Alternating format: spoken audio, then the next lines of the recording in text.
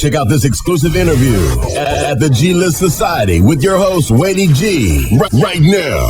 Hey, what's up, everybody? This is Wadey G with the G-List Society, and I have a very special guest on the line with me.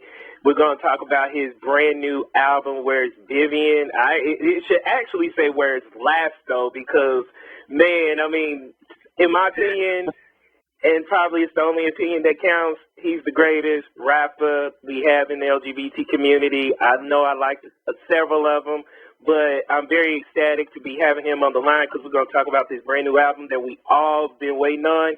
But he's a New York MC. He's, one of the most popular rappers in the game out right now, and I just want to say welcome, LastO. Thank you, Wadey. I appreciate it, man. Most definitely. I mean, much is deserved, brother, because, like we were just talking beforehand and through Twitter and stuff. This album, which comes out on, Tuesday the 22nd? I mean, Tuesday the 22nd. I tried to find something wrong with the album. That's how good it is. It was like, I tried to find something wrong. But before we get into the album and how good it is, and there are certain tracks I definitely want you to speak on, first, just let's, for those people who are unlucky and not knowing who LastO is, you originate from St. Louis, right? St. Louis. Yeah, St. Louis, Missouri. Not too far from you.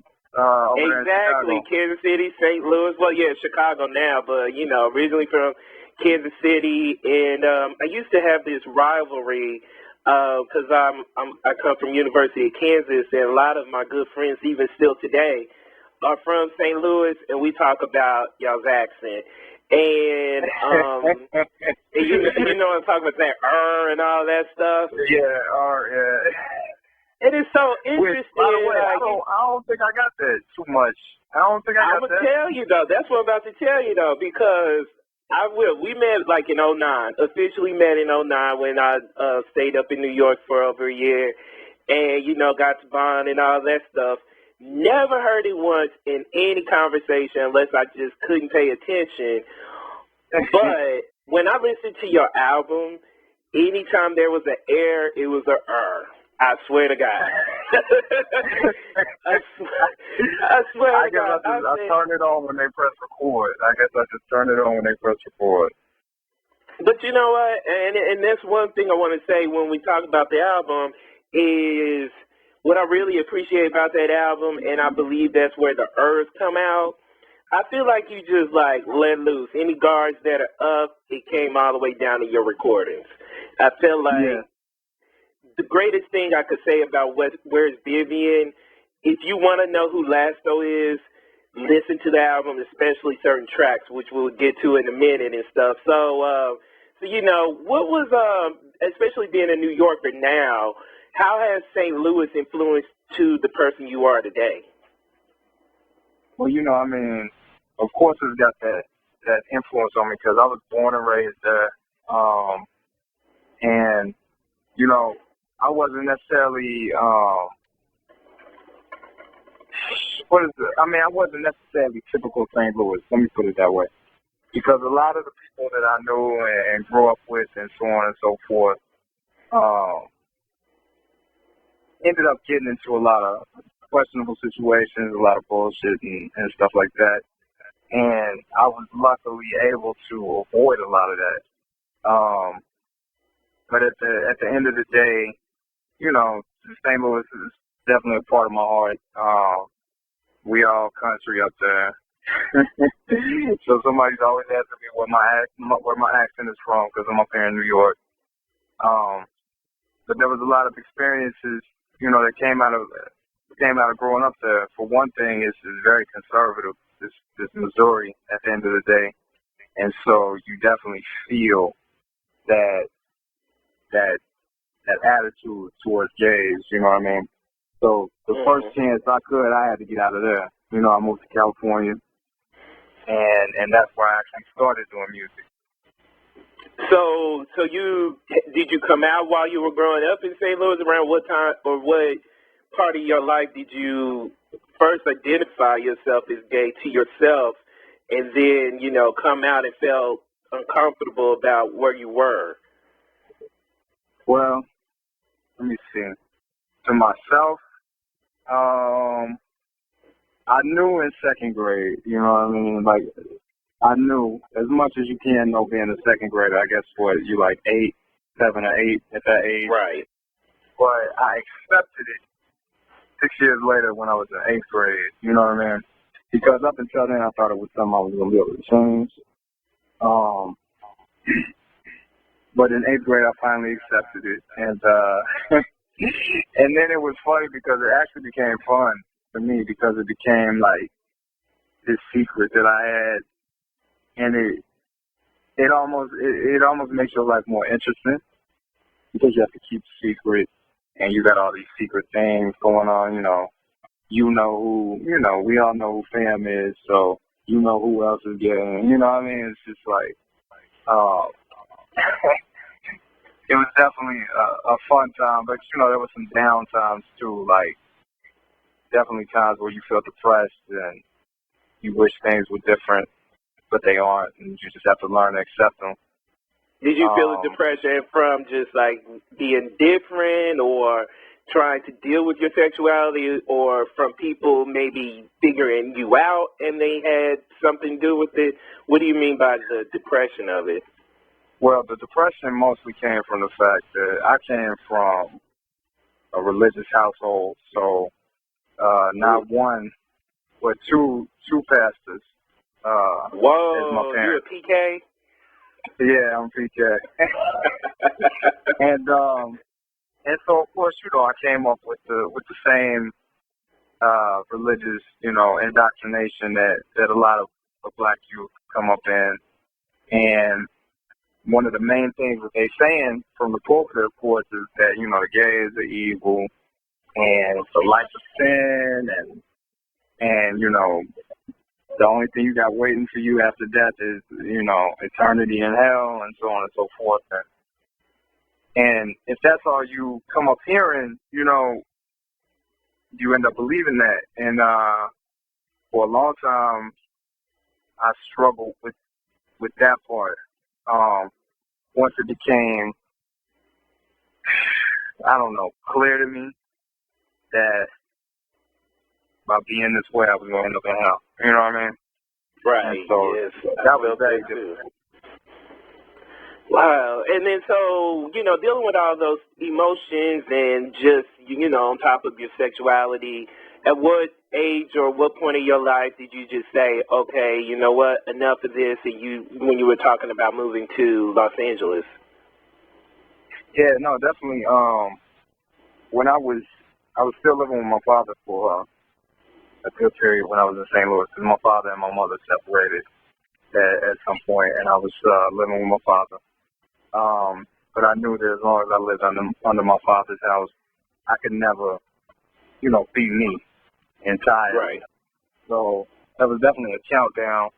Because, I went to college, and I was living with him while I was going to college, and I was like, as soon as I graduate college, like, I'm out of here. And I definitely started stacking all the paper that I was making in my job, and I ended up saving like $13,000.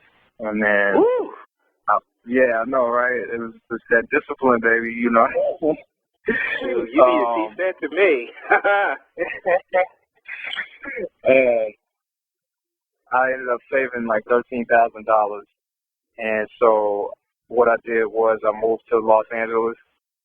And at the time, I was trying to pursue like a career in film. And so Los Angeles was definitely the place where you go. You know what I mean? Exactly. So, and then that's where you discovered your love for rapping or just, music period, right?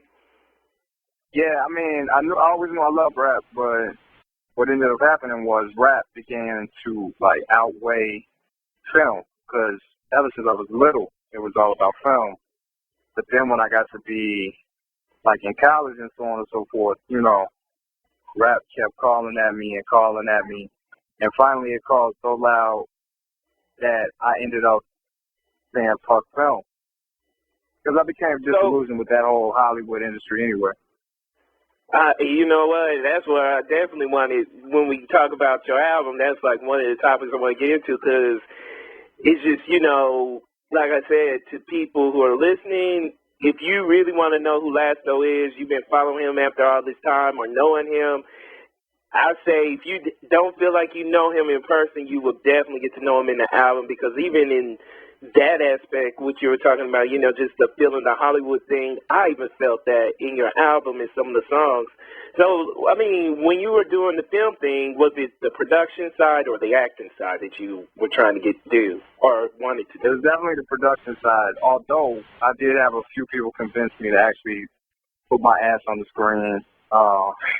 That started off. I did a couple of student films when I was in college, but I guess the one time I was on screen, that's the biggest deal, is when I did when I had a little speaking part in the Biggie movie. It was just one line, you know. I wasn't you playing were Biggie or in nothing like that. Notorious? Yeah, Notorious. Yeah. What? Oh shoot! I wish I'd have known. I would have blasted that out. Congratulations! I mean. Well, no, that was just to before be we in that even film, met. did that mean anything to you as a rapper? It definitely did, because you know Biggie was like my biggest inspiration. That was actually Ready to Die was the album that made me want to rap. Oh, really? So it was definitely, yeah. What was it in particular about that album that just, like you said, it was calling you to rap? I mean, what was it about that album?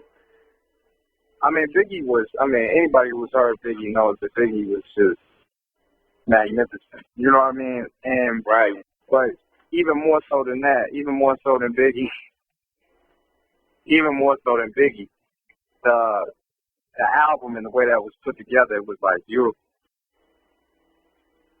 I could see that about you, because you, like you said, just, you know, coming from a film background and then get to music inspired by Biggie's debut. I mean, because like you said, the way it was put together, even with Life After Death, and also most of Bad Boy records, it has that cinematic feel to it. It definitely, you know, does. Even with the interludes, I think the interludes have something to do with it.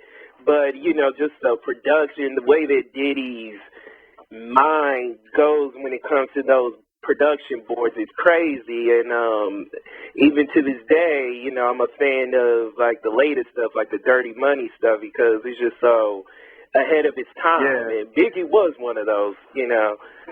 So, I mean, that's do you remember your first line? Wait, say it again? Ask that again? No, what were you going to say first? No, I was just going to say, I think it was definitely the perfect storm, like Biggie and Puffy together. You know what I mean? The question hangs in the air that would Biggie have been where he was if not for Puff. Because it was like two geniuses together. You know what I mean? I think both needed each other, because before definitely Biggie, it was Craig. You know, Craig was good, but Craig wasn't. And, you know, what Biggie had star quality. That's the difference, I say, between Craig and Biggie, because both of them are great lyricists. And with the great, you know, they both had great productions in their albums and stuff, but Biggie was a star. You know, even, to me, he was like actually, there's some similarities between y'all two, in my opinion, because both of you seem like stars who, you know, don't want to be stars, but you doing it for the sake of your music and stuff is like, hey, you know, okay, I'm a star, but I'm about my music. You know, don't get it twisted. You know what I mean? Yeah. Well, shit, any comparison to Biggie, I mean, I'll take that. I know we both Gemini. Oh, really? Crazy people. Yeah. But do you remember your first rhyme from being inspired? Do you remember it, or would you? I don't. I honestly don't, but I'm sure it was whack. Do you remember the first time you've ever rhymed for anybody? I definitely do remember that. Me and my best friend. Yeah, it was like me and my best friend at the time. My best friend was way more he was way more into rapping for a longer time before me. So he had this little program on his computer, and he was already recording songs and so on and so forth. And then finally I caught the fever too. And then he was like, well, let's do a song together, and let's do a song together, and all this kind of stuff. So we actually wrote a song called STL's Finest. So STL, that's St. Louis. So we was like going back and forth on some Vivian and Jay-Z shit, like how they did Brooklyn Spiders. Right. Oh, wow. And I and this was pre-Nelly, pre-Chingy and stuff too, right? Yeah, definitely. Oh, and I snap. basically just stole Biggie Slow, and shit. Hey, isn't that what people are doing nowadays? 50 stole Ja Rule's flow, Ja Rule stole Tupac's and DMX's flow. I mean, that's what they all do these days. Actually, and that wasn't before Nelly and Chingy. That wasn't. That was definitely way after them, actually, because I remember writing a line in there.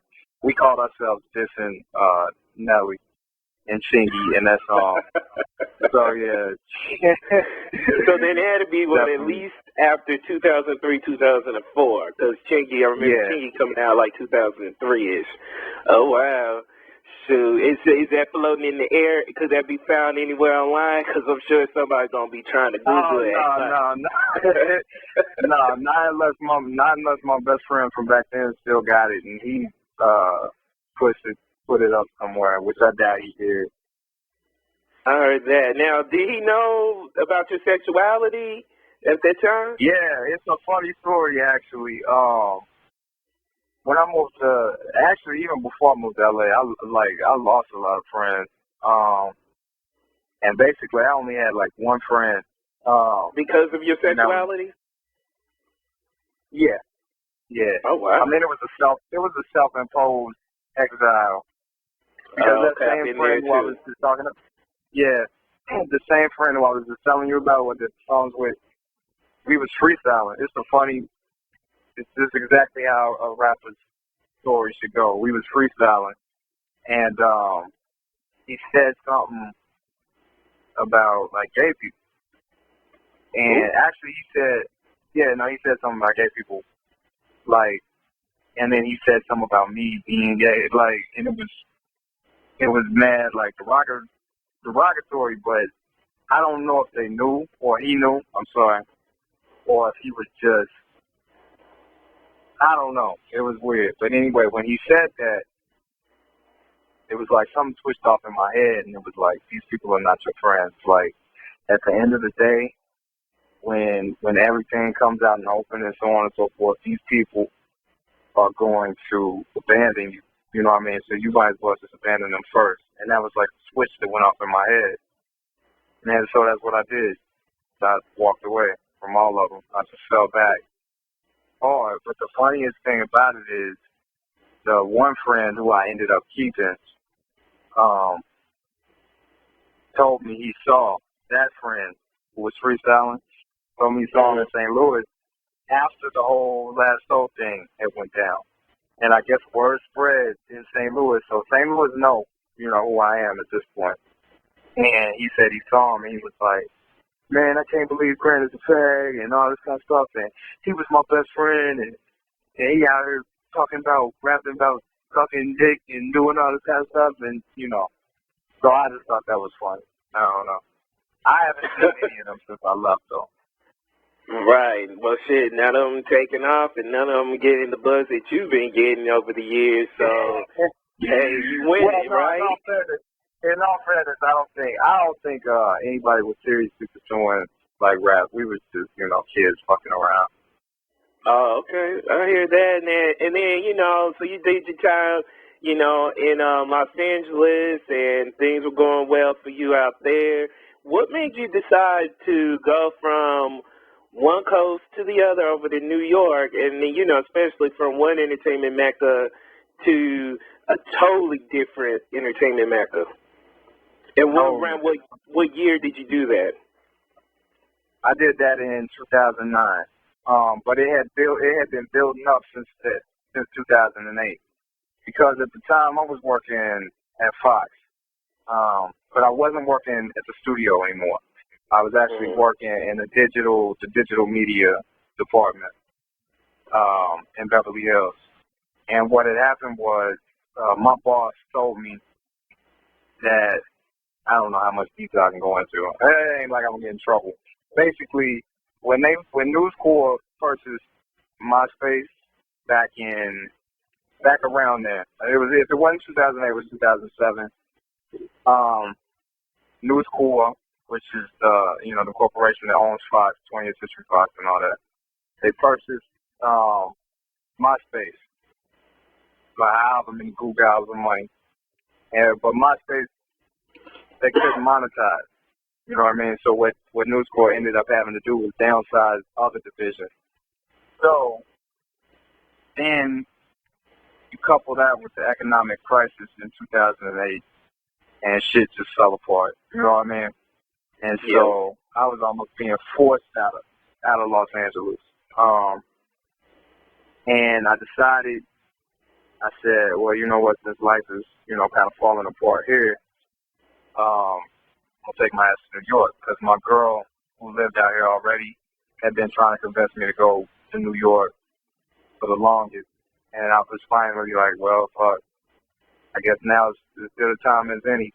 So I ended up going out to New York right after I dropped my mixtape, Not for Nonprofit.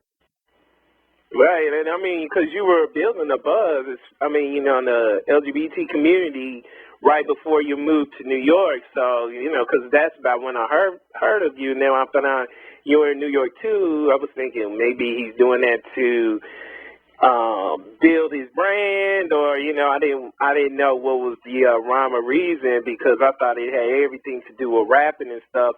How did when you made the move to New York? And at that time, you were Last Defense. I mean, that's how we all were introduced to you. Has New York changed you in a way as far as your music is concerned, or? And then also talk about how you went from Last Defense to LastO.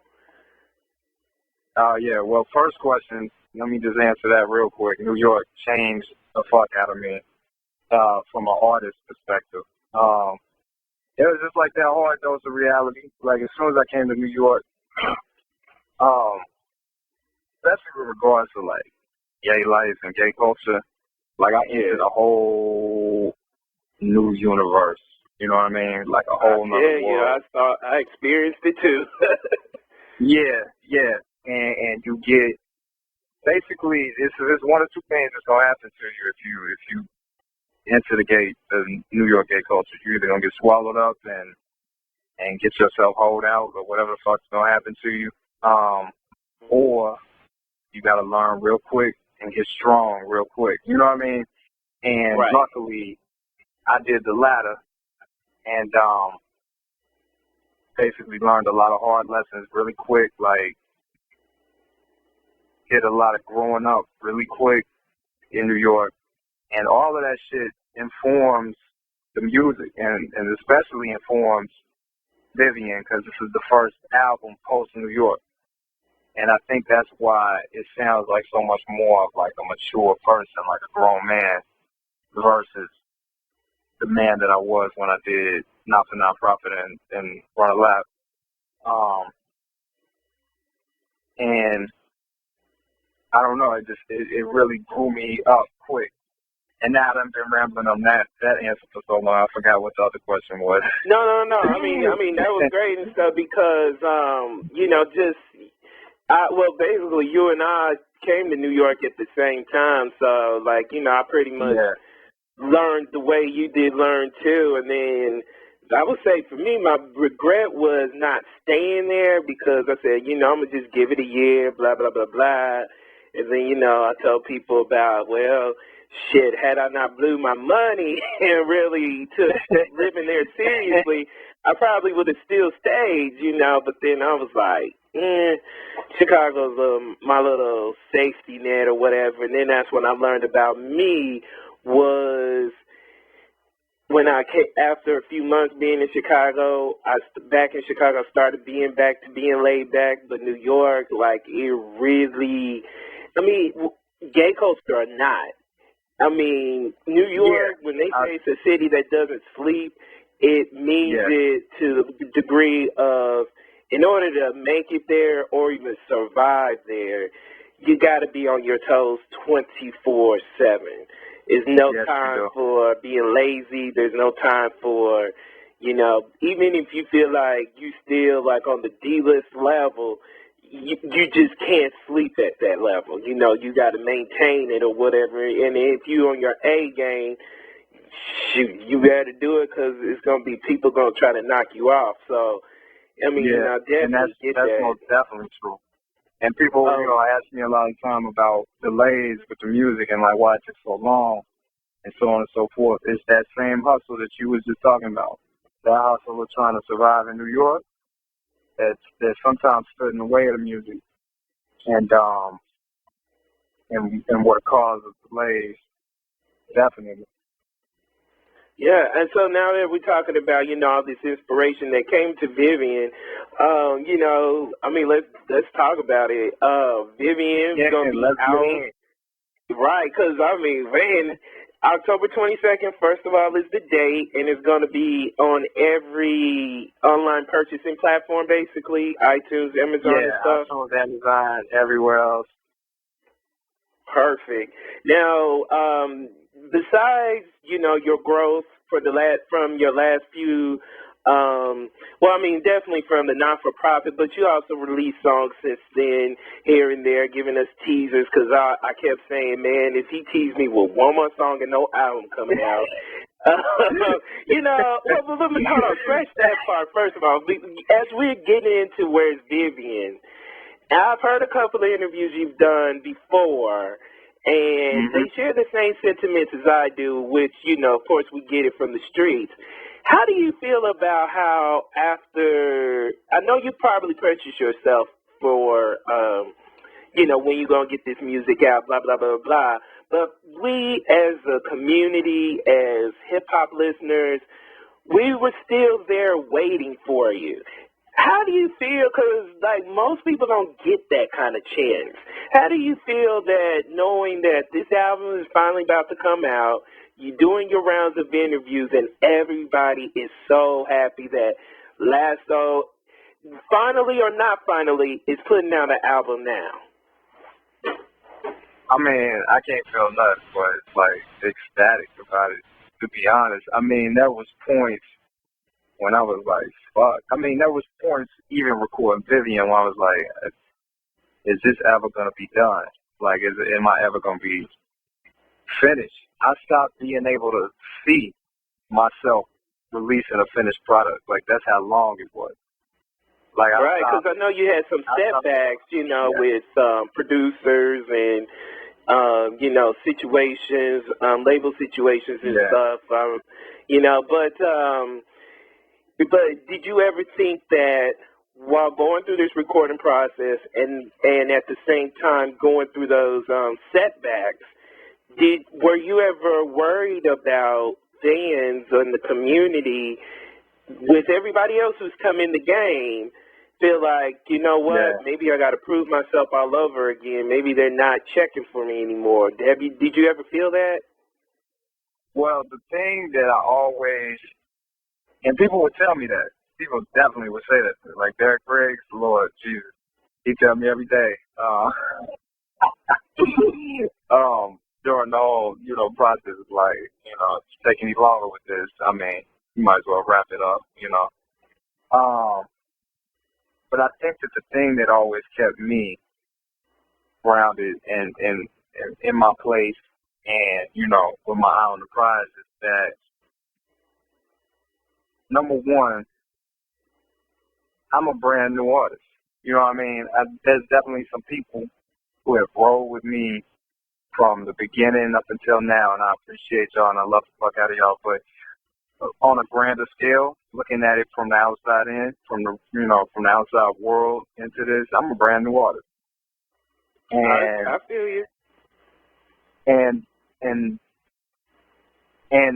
more so than that, as a brand new artist, you're introducing yourself. So you want to put your best foot forward. So there was never in my mind a feeling like, oh, you need to hurry up and put something out, or else they're going to forget. Because the thing about it is most people don't know. And I want this first impression to be great. That's what I wanted.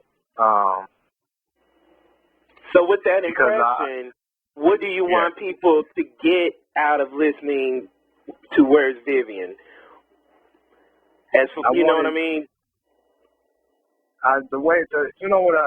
When I approached it from like a fan's perspective, I knew that for me, what I was getting tired of with regard to rap was seeing all these huge stars coming off one way on the records and being completely different people.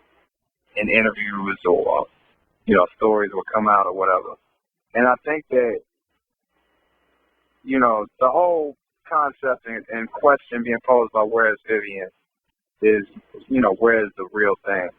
And I think that's what I wanted to do on the album.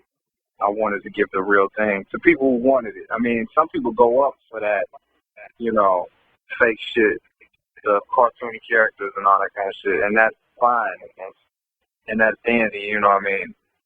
Art exists out there so that we can appreciate it, so, there's different types of art. But for the people who wanted that honesty, I wanted to give that to them.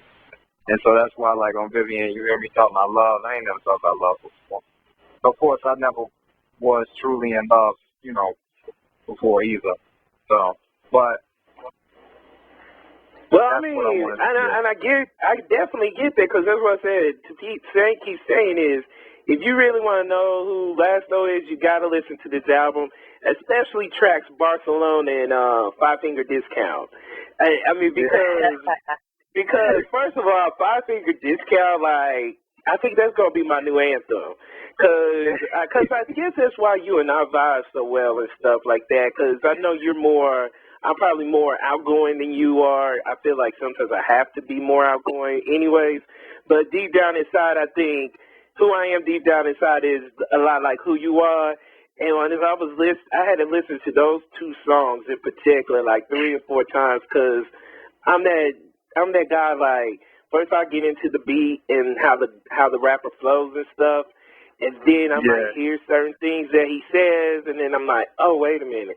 Okay, I'm feeling this. Let me go back and now listen to it. Now I heard it. Now I need to listen. And those two songs, I said, okay, this is LastO I know, even though I haven't seen him in a few years. I feel like I know him right now, I mean, what's it like as a rapper and somebody who knows you socially where, you do seem like a guarded brother. And, I mean, to me, that's not bad at all because, especially living in a city like New York, it probably is an advantage. But how did you get to just, unleash and just let those walls come down and let everybody know who you are, especially in those two songs? Because I finally got to a point where I just let go. I don't give a fuck. I spent so much time trying to figure out what it was that people wanted. You know what I mean? Right. Looking at things strategically. Because I didn't have no management. I had some people come in and out of my life and kind of try and give me pointers and so on and so forth. But a lot of the strategy, a lot of the figuring this whole LastO thing out was just me trying to strategize, like what's the best way, what's going to get you the most fans and so on and so forth. And at the end of the day, it's like that was the wrong question. And then I finally landed on the right question, which is, who the fuck are you? You know what I mean? And that was when it just clicked. And that's when the album started flowing. And that's when it became Where's Vivian, because everything I had been recording before that point was Charm or Red Label or some other incarnation that never, came to fruition. But once that switch went off, That was it. And you just went into beast mode because, I mean, your music has been great before this album, but I say this takes it up to a whole nother level. I know I always hear, one thing I kind of don't like when it comes to musicians, especially the independent ones, and then even taking it all the way down to in the LGBT community, for the good ones, it's like we always got to compare you to someone that's good or great just because it gives everybody else an idea who may not have heard you. Like, for example, for those who don't know, haven't heard about LastO, we say, oh, well, he's like the Jay-Z of the gay rappers. And I said, well, I mean, what do you mean by Jay-Z? The greatest? Because for me, Jay-Z he's one of the greats, but I wouldn't say he's the greatest in my opinion. But I would say, you know, probably in that level where LastO songs could compete with mainstream rap. I mean, that's how I would compare that, do that Jay-Z comparison. But, you know, if I had to compare you to somebody, it would be him. But I say you really stand out on your own. And what's even just as impressive is I put up a Facebook status about a few days ago when the night of the BET Hip Hop Awards, and I was watching. Oh, yeah. I was watching people perform their songs, and I noticed something. I said, you know, the one thing I do not like in today's rap music is you can no longer hear a rapper rap an entire song by himself. And you know, there's always all these guest features, and I wonder what they do when there's no guest feature, when they doing a show by themselves. What do they do? Just rap their verse, then move on to the next song, rap their verse. What I really like about Words Vivian is you've kept the guest features basically minimally. And then definitely. In particular, one rapper I haven't heard of in a long time was Twizz. And I found out Twizz was in retirement. I said, what? Yeah. So I feel like, you know, two dudes who've been in hiding for a long time come together for a banger, because I love Travel Plans. I love it. Yeah, that's a nice little, you know, fun storytelling type song and stuff like that. First of all, how did you even get Twizz to come out and just say, yeah, I'm going to rap again? Well, Twizz is my, like, ace, boom, boom in this rap shit. Like, I mean, that's somebody who I met through rap, but we're not just rap buddies. Like, that's my straight up friend. You know what I mean? And yeah, he did retire, and you know, I wasn't too happy about that, and I'm sure a lot of other people wasn't too happy about it. But you know, men have to, you know, make their decisions. But I ended up, you know, roping him in to executive produce Where's Vivian, as, you know, sort of co-executive producer with me, and so he became like instrumental in the completion of the project. And even then, I still wasn't sure if I was going to get a verse out of it until I wrote Travel Plans. Like, when I wrote that song, I knew it was like his song. It was like I was writing a song for him. You know what I mean? And I knew when I sent it to him that he wouldn't be able to resist that shit. And I was right. And so I got the verse up out of him. He came up from North Carolina and recorded his verse. And once I had that baby on the hard drive, I was like, yes. Because, I mean, as long as I've known Twizz, I've been trying to do song after song with him. We did some songs, we recorded some stuff, but none of it ever got released. And this is finally like a song that we did, that I love, that he loved, that got released. I mean, it's dope. And then also, I know you got another collab with Sony Cobain called Dream Wild. And I know with that song, too, it actually, like that's one of those songs that says, hey, this is, if you want to know who LastO is, get to know him on there. Because, I mean, like, you do talk about yourself in it, but I feel like it's also somewhat of a, I don't want to say preachy as it is bad. Yeah, it's universal. People can really, like, learn from it, or, you know, like, it's like one of those, what do you call it, inspirational songs. You know, not to limit yourself, and, you know, whatever it is that you like, go for it. And All those things. And I say, you know, I keep telling you beforehand, and as I'm saying throughout this interview, it's a dope album. What is it, like 17 songs on the track, and I was trying to find a problem with it. You know what I mean? I was just like, dang, because even when you open it up with Bitches Be Like, and I know you was like, as we were talking earlier about the expectations people had of you, like, dude, is he ever going to put out an album? Well, shoot, is it even going to be any good? Or we done heard everybody else. Does LastO matter? Let me tell y'all, he matters. That's why you got to listen to this album. Buy the motherfucker. Don't even bother trying to download it off of anywhere. I will sick the police on your ass on this one, because this is how dope it is. What y'all, if you could pick your 3 favorite tracks from the album, what would they be? Or no, I wouldn't even say that because I know that's unfair. Because I forget, isn't the Dream Wild or Travel Plans the single? Is one of them 440 is the first single. Travel Plans will be the second. Travel Plans will most likely be the second single. I did want to do a video for Dream Wild, but I just don't know how much, resources we're going to pour into promoting, you know what I mean, the album. Right. Because you got to look at, input versus return and so on and so forth. But 440 and most likely Travel Plans.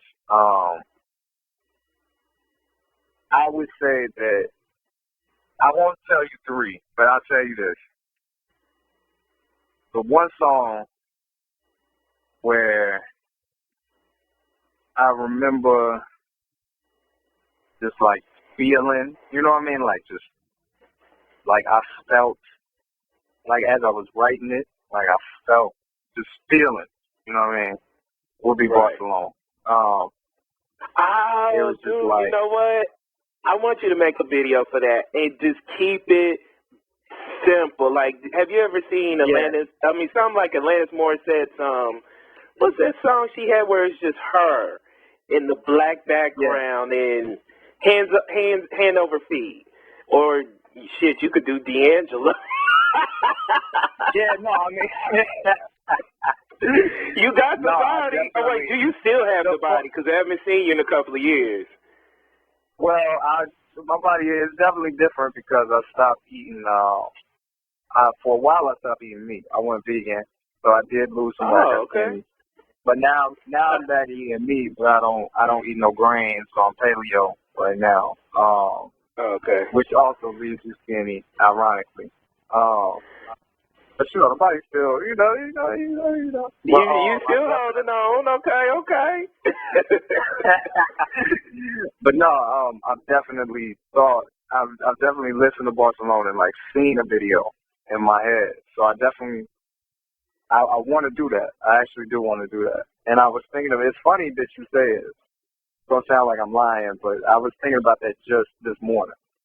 A video for that song. We're Grants, it's something about you and I. It's just like I feel like we got so many similarities. Because I remember being in New York, and I was like, you're one of the few people I just, hate cussing on my interviews, but I said I fuck with LastO, LastO. Most definitely. And you was one of those people. Because that was when we met. That was definitely a different time in my life. Like that almost seems like eon ago, because I was just in such a different place. At that point. Same here. We're going to have to talk about that in another time, because I don't know if we were going through the same thing, but it was like, for me, it was a dark period, even though like I felt like I did a great job masking it, but because I didn't learn until 2 years later how dark that period was, because for me it lasted until like 2011, and then I finally snapped out of it. I was pretty much forced to, but we'll talk about that offline. So Barcelona, I definitely would love to see some type of visual, because I'm glad to hear that you had that kind of thought popping up in your head at the same time. But, real quick before I let you go, because I know I had you on for a long time, and I'm sure you got some time to be promoting this and all this stuff. First of all, as far as promotion, are you going to be traveling around to perform or meet some of the fans or anything? I definitely want to, but we don't have anything set up in stone just yet. Okay. Now, this Soul Ray Records, is this a new label situation for you? It's a distribution deal. Okay. Just one album. And of course, I don't know if you're familiar with Solomon, but yeah, Solomon is, the principal CEO of Soul Ray Records. And, we're giving it a try. I've known him forever. We've known each other. We came up in the music game together. And he's one of the smartest people I've met since I started doing this. And so I'm definitely willing to put Vivian in his hands because I know that they're capable hands at the end of the day. I'm happy for you that it is this route. And maybe, that's why I say, believe in the saying that things may not happen when you want them to, but most of the time they're right on time. So I could definitely see that with this album here, because, I noticed that, because I know before, offline we were talking about Solomon, getting your music from Solomon. Like, okay, Solomon must be, whoever his assistant is and stuff. And then when I saw Twitter and email, I'm like, oh, that's Solomon. So, and how you keeping the features to a minimum. And I think, and even with the features, one thing I'm glad you didn't do when we're talking about the features that, I don't know if I told you this offline before, but I said if I ever talk with him and one of my other favorite rappers, Chaos, I said, take this the best way for both of y'all. Chaos, if you're listening to, take this the best way. You two are too talented to be rapping with just anybody in the game. I don't care if it's just LGBT and y'all doing it for LGBT. Respect your talent, respect your craft, and keep it has to make sense. It has to make sense. And the thing about Vivian is that I really love more than anything is that's like a family affair. You know what I mean? Like, right. Twizz is like my brother from another mother. And then Sony, like, that's my little brother. And, it's just like, it's the most organic album. You know what I mean? And everybody is there out of love, and there ain't no ulterior motives, and ain't nobody trying to murder nobody on their own record. You know what I mean? And then I'm glad, I don't know if anybody, you don't have to answer this question, but I'm glad nobody else is on the album just in case they ask, because the two features, good, perfect, And even if it was a, control type thing, still it wasn't like they brought it down, because just with you two in particular, I don't know, like I feel like they're super fan of you two, and I'm just like, if the wrong rapper gets on that record and takes it down, I would be mad, That's how I feel, and, and I say take that in the best way, because you two. And with that said, with the praise that you get, especially within the community and those who are very familiar with you, before Vivian came out, are you working towards mainstream recognition? I hate to say crossover because I think crossword is the wrong word, especially for an independent artist. You've already well known in the LGBT community, but there's always been talk about that gay hip hop artists can make it. How do you feel about? They can. Go ahead.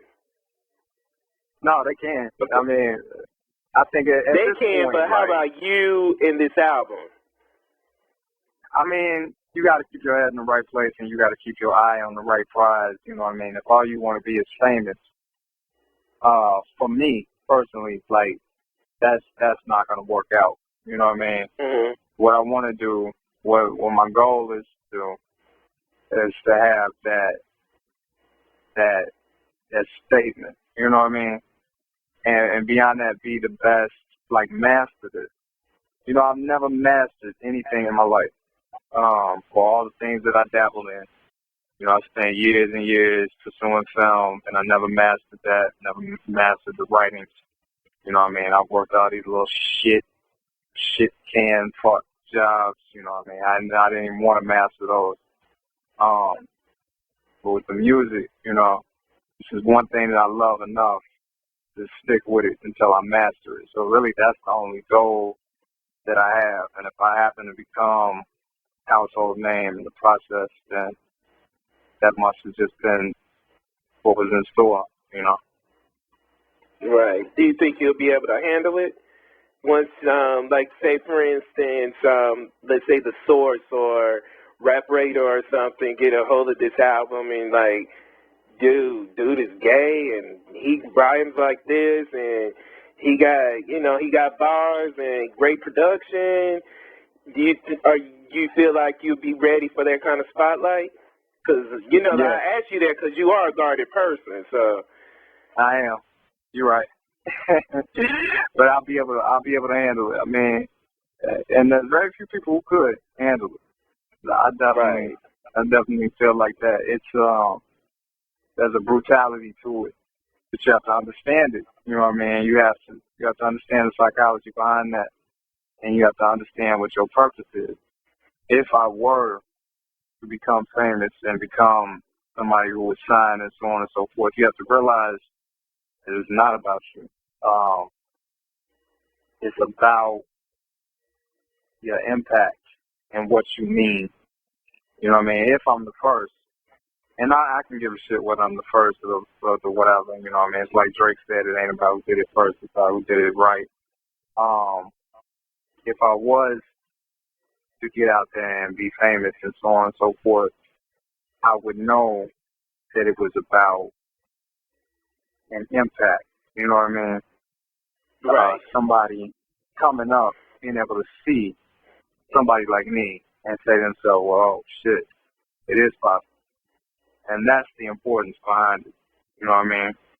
And how you carry yourself, that dignity. So, and, you know what I mean?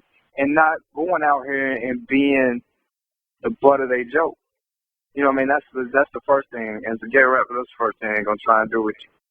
You're going to get up there and you're going to be in interviews and they're going to ask you whose dick you want to suck and all this kind of shit. And the dignity. Well, I mean, great point, but, like, say, for instance, they might listen to, I forget which couple of songs where, I mean, even though you don't explicitly say that you do stuff like that, but, you know, I mean, right. You know, you're not afraid to talk about who you are as a gay man, so you talk about certain things. So they might see it as ammunition to label you as a gay rapper. Do you think that would be unfair to you or unfair to the art? No. To label you? It's what I am. It's what I am. People are always gonna try and take you in, because that's how the brain works. You gotta dice it up into the most easily digestible pieces. So you know, in order for you to look at something and be able to understand it, you have to put it in those categories. You know, gay, rap, he's a gay rapper. You know what I mean? Right. But that's fine, and I would never have any problem with that. And, you know, people are going to try and say you're this and that and all this stuff. But at the end of the day, you are what you are. And some people are going to understand it, and some people ain't. And that's just what it's going to be. I feel, and you know what, we're going to leave it at that now because I could go on and talk with you about your music and just your artistry and because I say, you know, I've respected a few people who are gay rappers because, you know, I've yet to hear a trans rapper that really moves me. There's one or two maybe lesbian rappers that move me, but, you know, before I met you, there's probably like one or two gay rappers that really moved me. But, you know, once I got a dose of what you offered, I mean, you were definitely like in my five, but this album, And I almost forgot who was in my 5 after hearing this album because I'm like, forget it. This is just one seat right here. You know, and I'm rooting for you. You know, the reason why I ask these questions, and I'm so glad you're my first feature interview that I've done in a long time. You know, definitely rooting for you. But, you know, just one last question before we let it go. I want to make it lighthearted because, and you know, be LastO in this because I love your rawness. How do you feel about beef between LGBT rappers, between gay rappers? Seriously, how do you feel about it? I just need your opinion. What's your point on that? Because I know you've been involved in a couple of them. Huh? Oh, you talking about the beef? Did you say the beef? Yes. How do you feel about beef between the out rappers that we all know? Especially, I know you've been in a couple of them in the past yourself. But I know I haven't heard of you being in any today. But I know in the past you have. But then there's some that's still going on now. Don't worry about it, neither. Okay. I feel like if that, you know what I mean. I feel like, look, at the end of the day, the beefs and the battles is gonna bring something about you. It's gonna bring some of the best shit about you because that's the competition. You know what I mean. So you always gonna bring your A game because you don't want to lose. So right. There's that positive part about it. But more so than anything, and I think this outweighs that positive, is that the shit is a distraction. You know, every time you go into the studio, I mean, it's me. You know, you go into the studio, it costs money. So you don't like this motherfucker, and you can't stand him and all this kind of shit, but you're spending money on him at the end of the day. And so what does that say? You know, and it's a distraction. And another thing is, at the end of the day, this is the one thing that they all need to realize. Nobody gives a fuck. Period. Nobody gives a fuck who you do not like. I'm saying. You know who you're talking about. And so that, for me, that's always been number one for me. Nobody gives a fuck. Like, you know what I mean?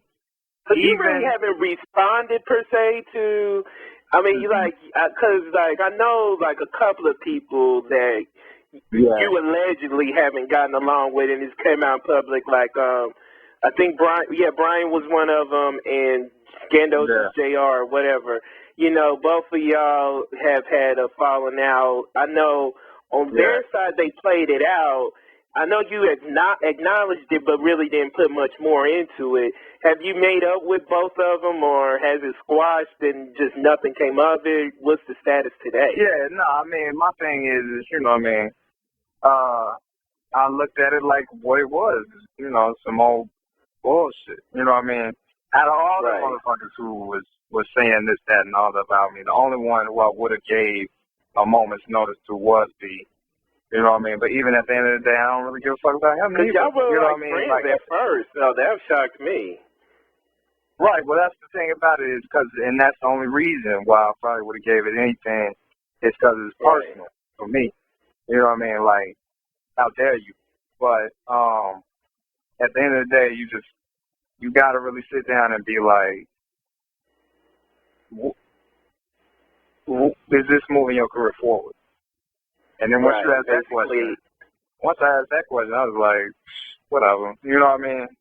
I feel you. And that's what it is. Well, definitely. It definitely is what it is. But what's even better is Where's Vivian is going to be out for public consumption Tuesday, October 22nd. I mean, it's got it really has some bangers on there. So I know you already got Pour 40 out as a single. If y'all curious right now, like he got some tracks like Will and Jada is a bonus track, but for me, like y'all gotta get it, so y'all could definitely check out 5 Finger Discount. That's my anthem right there. Listen, Hate, I really love that one. Barcelon, if you really want to get to know who he is, because Barcelon is like your stage last name or something? What's I mean, that's like, I know you how, okay, like Jay-Z is Hova, Lil Wayne is Chingy, LastO is Barcelon. Oh, this is a nickname. Yeah, one I gave to myself. Okay, You know how alter ego. Okay, that's what's up. Well, first, before we get off the phone, let everybody know how they could follow you and all that good stuff. Most of that, twitter.com/LASTO.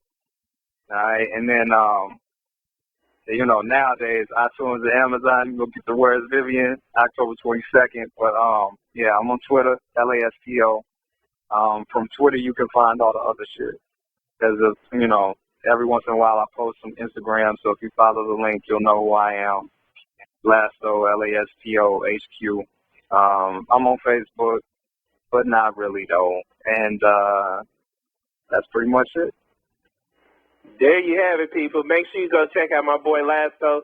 LastO, you stay on the line real quick, but everybody else, I want you to make sure you go check out his album. Thank you for listening, and go to the blog at www.GListSociety.com. This is your boy, Wadey G, and we're out. Peace.